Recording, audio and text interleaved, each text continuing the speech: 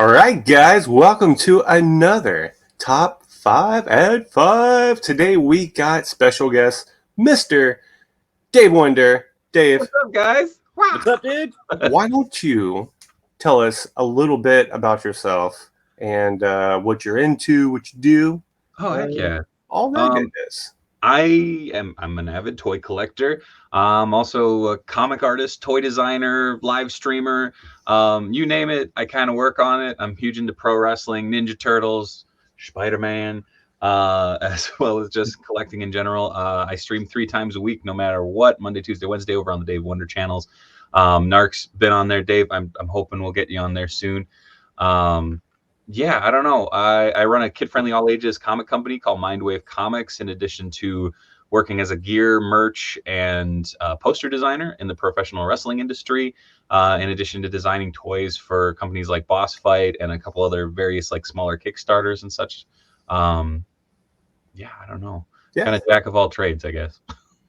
That's it, man. Yeah, dude. Yeah, listing that off sounds like very similar to everything that like we got going on. It's just like, well, this, and this always leads to this, and this leads to this. Yeah. But very impressive artwork. And is this the first time we're speaking? I think in person. I was gonna say I also designed a really cool movie poster for this little indie flick called Retro Freaks. Which you Are you guys looking for the might know about. DVD? Craig, were you looking for the DVD right there? Yeah, I got it right here. Yeah. Mine is no lie. Mine is up on display in the living room. I'm There it so is. proud of that thing. It's so good. There I've it also is. left it up That like a poster. half dozen times now because people are like, wait. I'm like, no, just go buy one. Just buy it. Yeah. I absolutely love it. You knocked it out of the park with it. It's a really fun, and it really looks good printed. Oh, Like, gosh, yeah. Dude, I've seen all those posters. I'm jealous. I'm like, whoa, I want one. Yeah.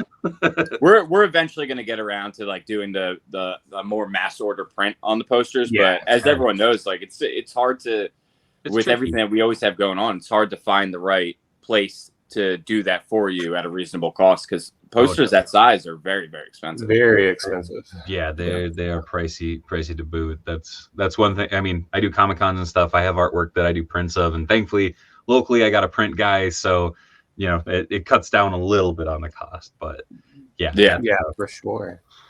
Yeah, when you're in that world, like the creative world, it's so important to find those things, because every little tiny margin like matters, you know. Oh hell yeah, Gosh, yeah.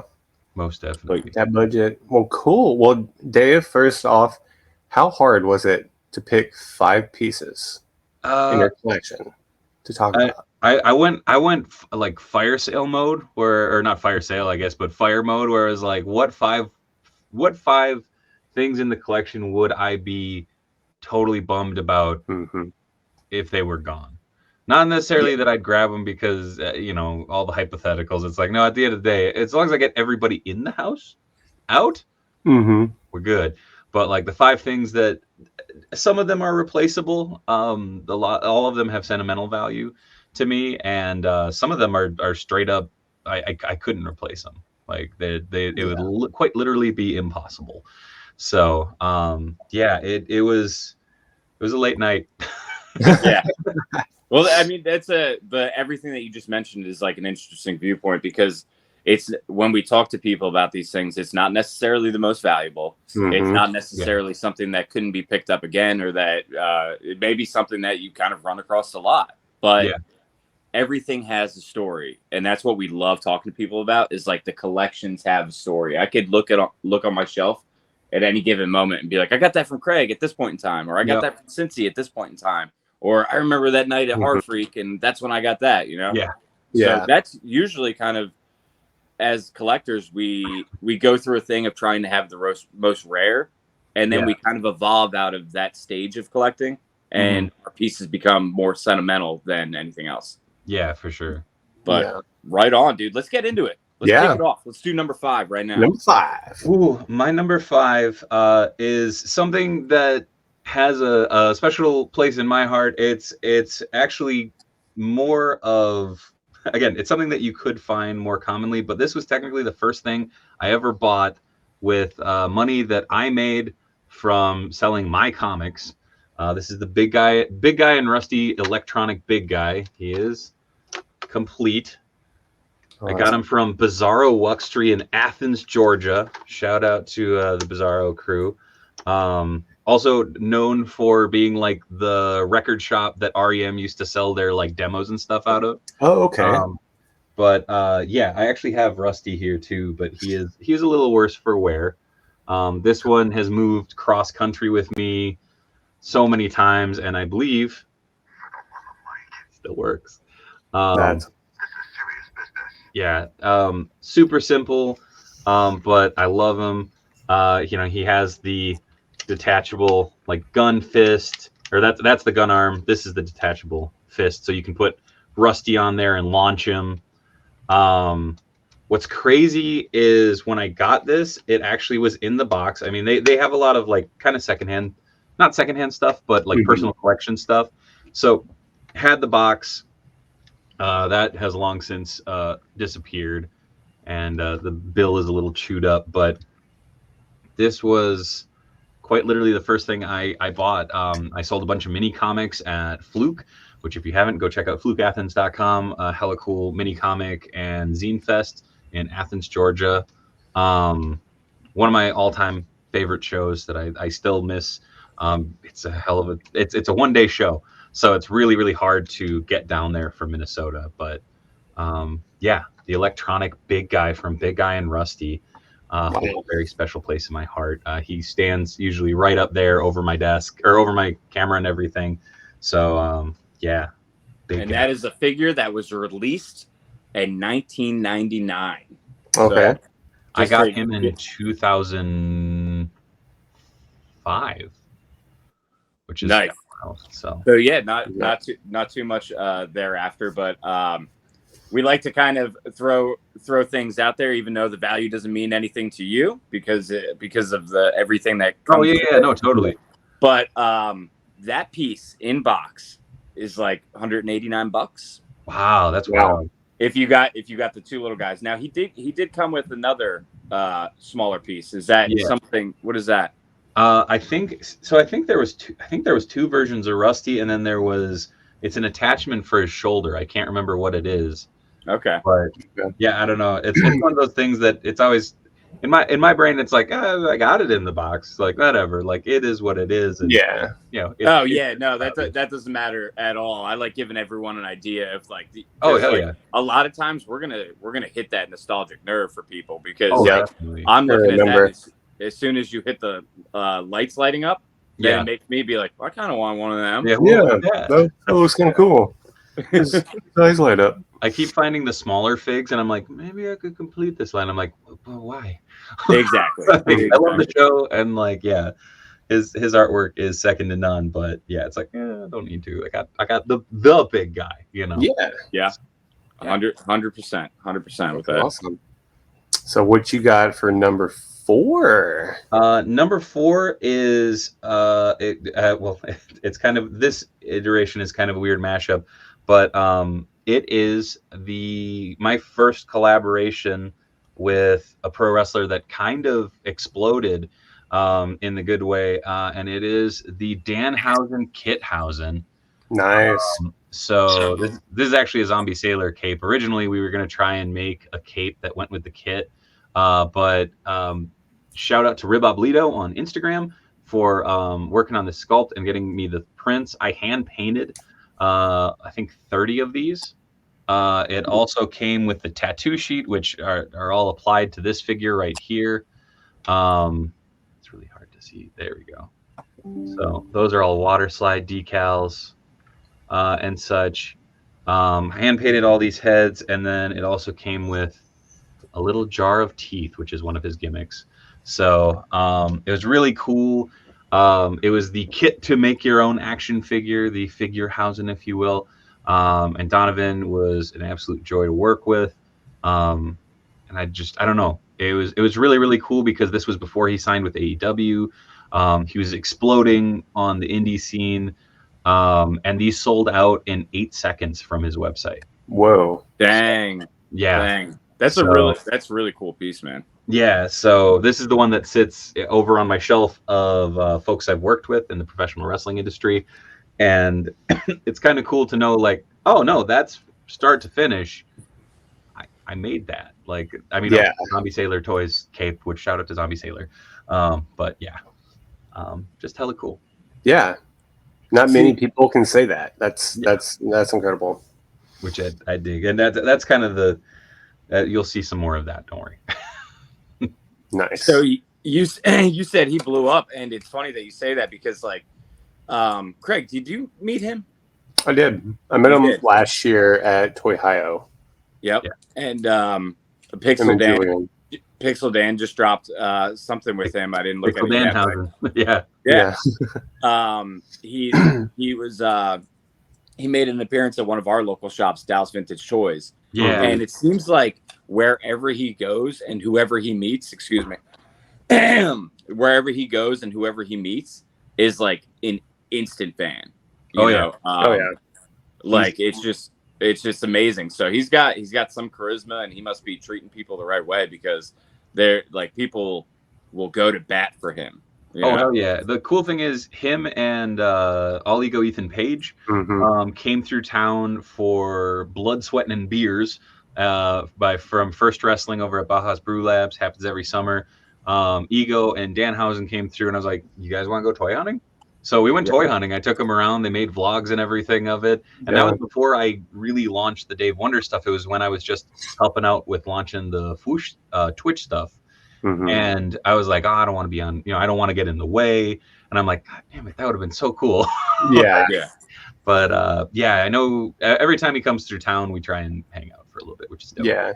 What's crazy about Danhausen too, when I was at Toy Hio, like the show closed, dude was still in character. Dude. In character. I was like, what? I've also heard that too. In a very positive way. Yeah. It's nuts, man. Dude, you have to have some appreciation for guys like that because like that there's a million people that want to talk to them, and like they are 100% there. Like to have that ability to just be there and to get to know that many people in the world is just, I mean, that's like a superpower. Yeah. Dude, 100%. He is everywhere all at once. It's fucking nuts. Always is. I mean, that's and being a genuinely like rad person is just makes it all that much cooler. Yeah, for sure.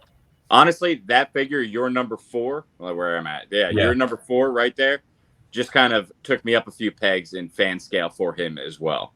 Oh, so, right on. It's just like one of those things. It's like you have that cool story. I like you, and now it's like, all right, I like him a little bit more now too. Now I need something. Yeah, add something. I will say the one that's available, like that you can kind of find around now, is that Zombie Sailor Toys figure. Technically, his second like official released figure. The other one is a Major Bendy. But yeah, no. Is that the micro brawler? No. But they've done micro brawlers, but the Major Pod guys do Major Bendies, and so they're like the old. Was Just Toys Bendums. They're those, but like modern talent. So like Danhausen has one. They just did one of Gangrel and Effie and like Chelsea Green and Matt and Brian and Mark and Swoggle and everything. So bringing that like old school toy line back. And yeah, they've been absolutely killing it. So very cool. Very cool. Awesome.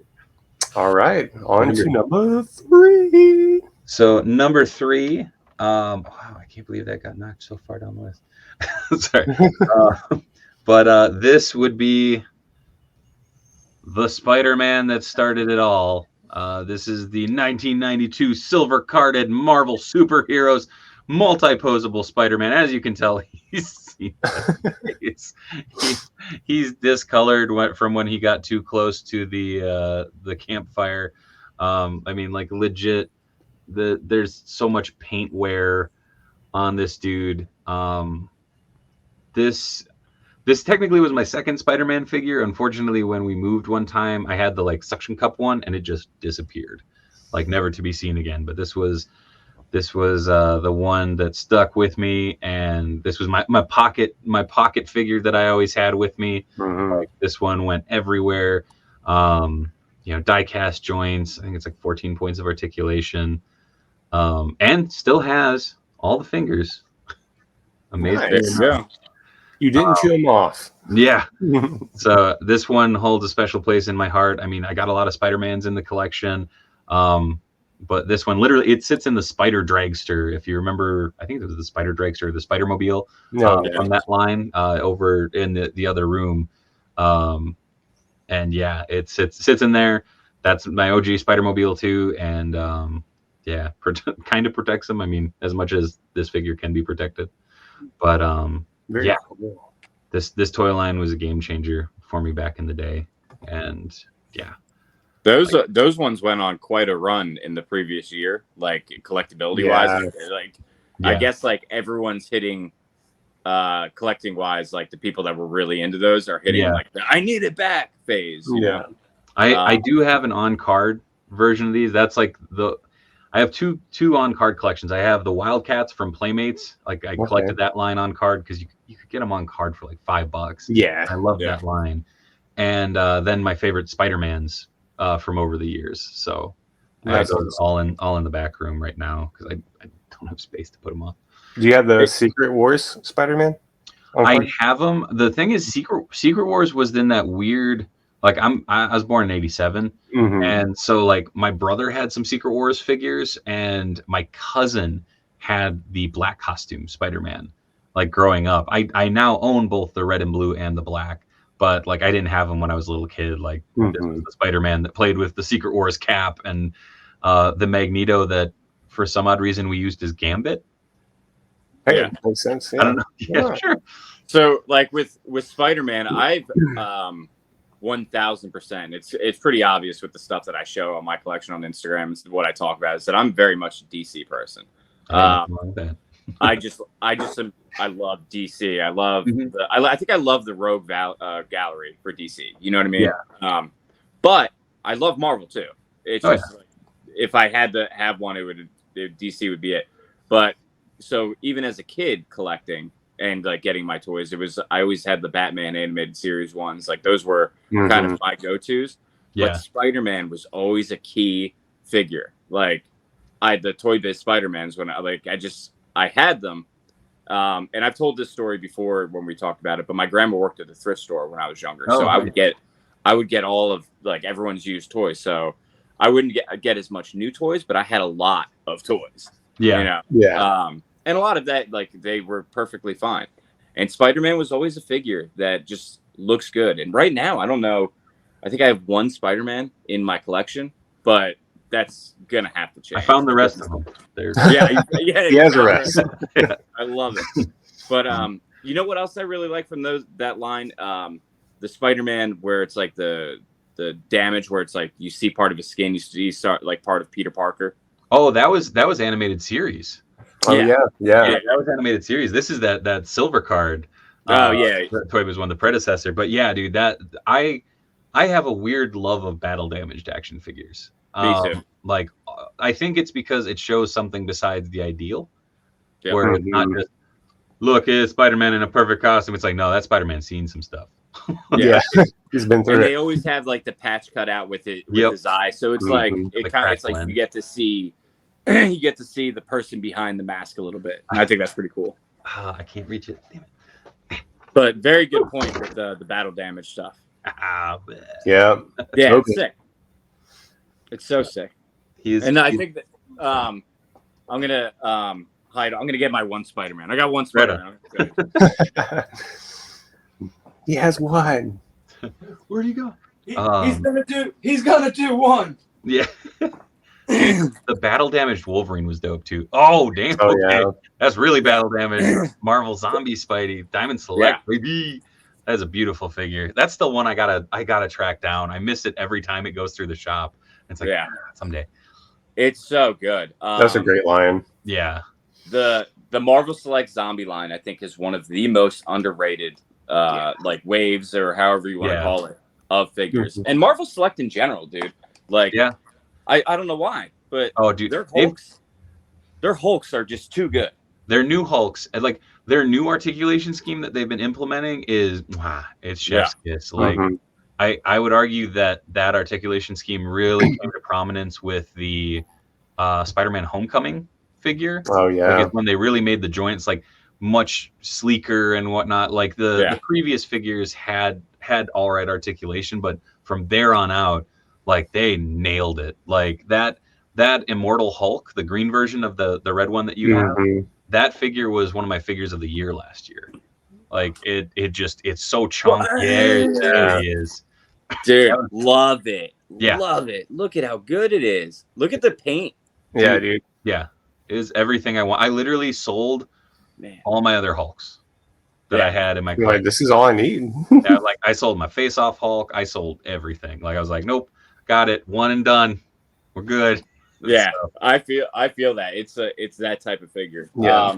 I think I have most I'm near complete on Marvel Select Hulks, and I think Marvel Select Hulks are superior than Legends Hulks. I just like the size. Me too. The size is great. I love the price point. Yeah. You know? I love the Juggernaut from Select. That's a beefy one. Remind me off stream. I'll tell you a funny story. Mine's further. I won't go through each one. I got that Juggernaut too. I love it. I love the big Marvel Select figs. Yeah, dude. They are game. I don't want to say game changers, but they are display changers. Yeah. In 2013 is kind of when, or 2012, 2013 timeframe is when I started collecting more heavily, because that's when my wife and I got married and I moved out of the barracks in the Marine Corps, and I had my first house in the Marine Corps, and I was like, space, go hunting all the time. But at that time, the Arkham line, like for the video game, that Bane had recently released, and it went from a $20-something figure to like $300 figure immediately, right? Yeah. And it made me so mad. And I still don't have that figure in my collection. It's like a must, but I just haven't gotten it yet. But I became obsessed with big figures. You know, I was like, that's where the value is. All the big figures go up. I was like, they don't want to. For some reason, I just thought they were making less of them because it took so much plastic. You know, I was like, there's a reason. The trick is, what goes up must come down. Yeah. Like my buddy used to have a bunch of those up on like a high shelf, and I think it was Abomination came a tumbling down one time, and I remember I was the poor schmuck that was underneath that thing. I was like, ow! Like I had this awesome welt that looked like a tiny arm on my like. I was like, action figure injury. Yeah, it's like wow. It's crazy. That literally left a mark. Was that all right? So Spider-Man sent us off on a little bit of a tangent. Oh yeah, that's fine. That's what happened. That was number 3. Right? That was number 3. All right, start going into 2. Number 2, kind of in the same vein.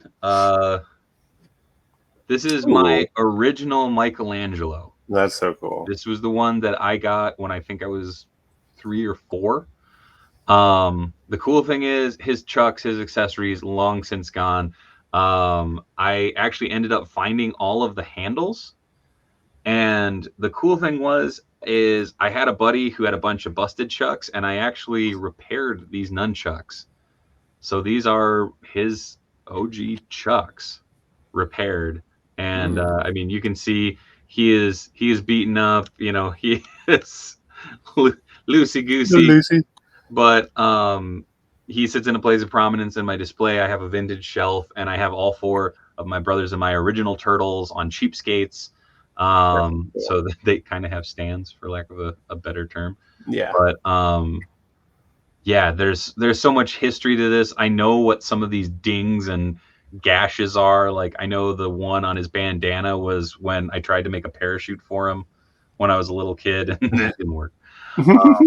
Fun fact: coffee filter plus fishing line plus Ninja Turtle does not equal flight. Yeah, still tried, but they made parachute and turtles. I know. We didn't have a lot of money growing up, so I don't even remember those ones from when I was growing up. I only remember them from one of Craig's videos. It still doesn't work. Yeah, still doesn't work. But dude, like those gimmick things rarely did work. But I'll talk about one that did in a minute. But I do love the reasoning behind that one, and I'm also really jealous of you have stuff from your childhood. You have stuff from your I think, thankfully, like my folks were very much of the, you know, hey, like if you have something, like, and we bought it for you, or you bought it for yourself, you respect it because someone had to work for that. And so like I'm very, very lucky. I have a lot of the stuff from my childhood. And yeah, like these, ooh, yeah, like the nostalgia. You got me like reminiscing now, and I'm like, thinking of all the stuff that I did with some of my action figures growing up. I'm like, I was fucking Sid. Dude, one of my best friends was Sid. Like, I cannot tell you how many things were blown up in his backyard or set ablaze. Shout out to Steve Kanicki. What up, buddy? But yeah, between his brother and his buds, and oh my god, like yeah, I remember my brother. The one figure I can think of that like was destroyed at my house was my Silver Samurai from Toy Biz, like the X-Men line. Yeah. And I don't know if I was getting on my brother's nerves or what, but like he set it down, ran and grabbed one of my dad's golf clubs and went and just knocked it, sparkled across the front yard. I was like, well, that's dead. There's a so most of my stuff from a kid was donated off. A lot of it even went off when I went into the Marine Corps. Like I came back, my room was like an adult room, you know. Like, and I was like, "What is this?" Yeah, you know. And but I will say that there is a lake in New Jersey that has more action figures, arms, and heads and things because we would strap them to fireworks or that's what we did. Oh no! Played baseball with them, man. As cringy as that is, but I do remember that it was like mainly my Jack's wrestling ones. So for like $50, I could replace that collection. Yeah, like Bone Crunchers, baby. Yeah, dude. It's like they're awesome, but they're just they're basically the same price as they were then. Yeah. Yeah, I only have one item from my childhood. That's it. And it's my original Nintendo, and I just got that back. Like my dad found it 2 years ago. That's awesome. Crazy, That is it, but it's pretty cool. Pretty cool. That's my only childhood piece. Yeah, I do have my childhood baseball collection because, like, I collected baseball in the '90s, dude, and nice. that was like the thing. And when the home run race happened with Mark McGwire and Sammy Sosa, Barry Bonds, and those guys, that's when it all freaking crashed. Yep, dude. I still remember there was this big shakeup at the local comic shop that unfortunately is no longer in business. But like 80% of their staff got laid off because they found out that they were cracking packs because they were trying to get the Griffey rookies. Oh, wow. And yeah, like I remember going in, I'm like, where's everybody? I was like, oh, they all got shit canned. Like, oh. Yeah. Nice. Love it. All right. Are we at it? Are we at the big one? We're at the big one. I think can I do an honorable mention? Yes, absolutely. So this one technically does not belong to me, but it meant a lot to me that she held on to it for all these years. And this is an action figure of my wife that I made her back in high school. That is awesome. And this is surprisingly accurate. It's got Austin Power glasses that I cut off of a figure to give her glasses. It's a Willow figure from, was that More Action Collectibles? I can't figure out where my camera's at, I guess. The Buffy line, but I repainted the shirt and gave her like the rips and like paint. I totally see. I see the base. Cool. The base now. I love those Buffy. I love Buffy. Yeah, they were awesome. You can see it's moved around with her. Like, God bless her. She took it everywhere with her when she moved around for grad school and stuff. I mean, we've been dating since high school, and yeah, like it meant a lot for me that she kept it. She's not a collector. In fact, she's very much a minimalist. She's very much the opposite of me. But yeah, she held on to it all these years. It sat on her desk for a long time here once we moved, and yeah, I've gotten better at customizing, but this one means a lot to me. Because she could have fucking ran when she was like, "You need a toy of me?" Yeah, you're like, what type of voodoo shit is this? I think at that point we had been dating like, what year did this come out? 2004. So I probably made. You would have graduated in like 2006 time frame. Yeah, 2005. So she's a year older than me. So we started dating in 04. But I'm guessing I made this probably 05, 06 because I remember giving it to her when she came back from college one time. So, but yeah, so honorable mention to the custom figure I made of my wife. But yeah, it just means a lot to me. So I had to bring it up. It was in the other room, and I was like, Yeah, for sure, man. It's amazing. But now, Dave, my real number one is gonna hurt you a little bit, I think, because I can see him kind of. Yeah. So again, I grew up with a brother who's about 5 years older than me. He got me into punk music, ska music, all that fun stuff. A lot of stuff that was very formative to me. One thing he also got me into is indie comics. And one of those comics that is still to this day one of my all-time favorites is Madman by the Allreds, Mike and Laura Allred. And they weren't making figures. Big Blast had done one, I think, 2 years after I made this. It's another custom that I did with house paint. So it's rough, but I made the Madman of Snap City out of a undercover Dick Grayson from Batman the Animated Series. I love it. I actually have a complete one of the OG figure that's actually right up there. But this, as far as I can remember, is one of my first customs. Like, you can still take these off, and nice. I didn't paint underneath it. I'm like, he has boot covers. Why would I paint under the boots? But yeah, I did this with house paint when I was very little. It's terrible. And I love it because 20 plus years later, I made a new one that's over there. I'll grab it in a second. But it's that thing of kind of reminding you that, hey, like if you keep at it, you get better. So yeah, give me 1 second. I'll grab it real quick because it's right here. No, I have a lot of appreciation for something like that because it's just like that wasn't a time where a lot of people were doing those things. So the fact that you said I like this character and I'm gonna try to take something. There's the Madman I made 2 years ago. Oh wow, yeah, it's amazing, dude. Even the other one is just as amazing. The other one would scale good with superpowers and other stuff. So I like the other one better. All about scalability, baby. The cool part is Strange Monkey Fiction, years later, did make a Madman in like Secret Wars scale. Oh yeah, that's cool. So it's kind of that weird, I don't know, evolution, where it's like, okay, you can get the Ant-Man effect going on. Yeah. But yeah, so yeah, I don't know. This one means a lot to me. It literally stands right off camera, and sits here at my desk, and is just kind of a reminder to keep working, and you'll eventually achieve what you want, in some way, shape, or form. So, 20-year difference. But that's awesome. Kind of cool. Actually, probably more than that. Shit, this figure came out what, 94, 95? Yeah.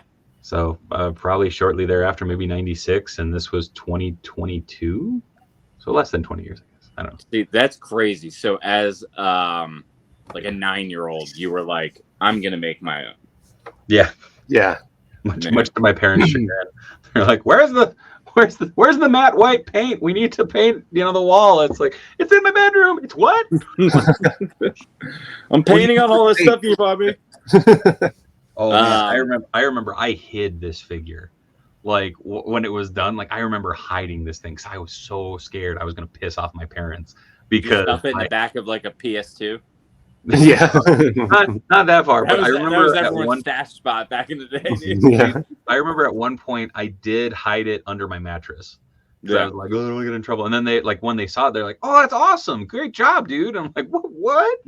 So, and then they encouraged me from there. So very cool. So my number one is the Madman of Snap City, made by shitty little kid Dave. So I will say that I think it still looks great, and I appreciate it, and I love that it's your number one. And I also think that that's a perfect way to end today's segment, is your message of just keep working on stuff, and you can see the progression. It will happen.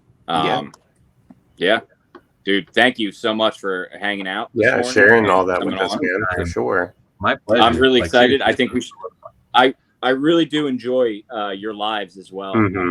Oh, thank you. Gripping and ripping is probably my favorite. Come on sometime. Yeah, no, I would love to. I would love for all of us to hop on and be able to hang out more, because that segment does get a longer run, so I could feel like I could go on my tangents a little bit more, because yeah. dude, that's Dark, you know that's me, man. I got to tell Man, you. yeah. What's next Wednesday looking like? I'm just saying. You're more than We'll figure it out, welcome. man. I'll hit you All up. Hell yeah. And if it lines up, then I'll be there. And I got a Any bunch Wednesday. of stuff I got to unbox, so it would Yeah, dude. actually be doing me a favor. Hell yeah. Dude, okay, last night I unboxed it's not the last piece in the line because I found out there was a ton of Japanese releases, but the Zap Power Force line.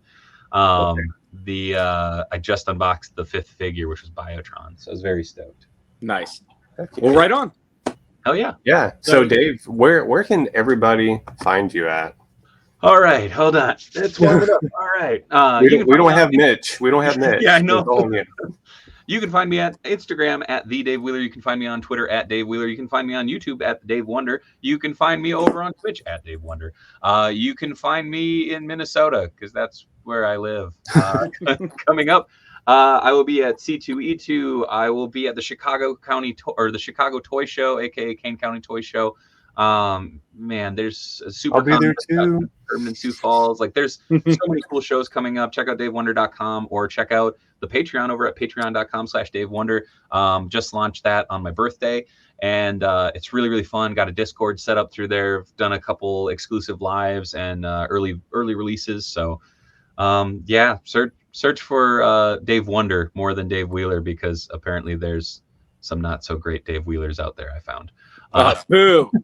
Yeah, there's a couple people that accidentally tag me, and I'm like, no, kid-friendly comic artist that collects toys, not politician from Canada. Yeah. Like, who knew? Yeah. What a great show. Fastest dude. half hour that I've had in a long time. It went like that, man. I know. And I know Craig's got a meeting here in a little bit, so I'm like, I got more to say. We got to do it again. Yes, yeah, for sure. We'll anytime. I'll also send you guys a link to pop you on Discord because I'm always popping on there and just shooting the breeze with COJ members. Also, shout out to COJ if you're checking this out. That is the consortium of jackasses, the lovely people who take time to watch my content, which they helped me come up with that name. It's not an insult, but I love it. Well, cool. Well, guys, thanks for your time, and make sure you check out Dave Wonder. I'll have most of that in the description down below. And guys, I'll do it. So peace out. Peace. All right. Peace. see ya.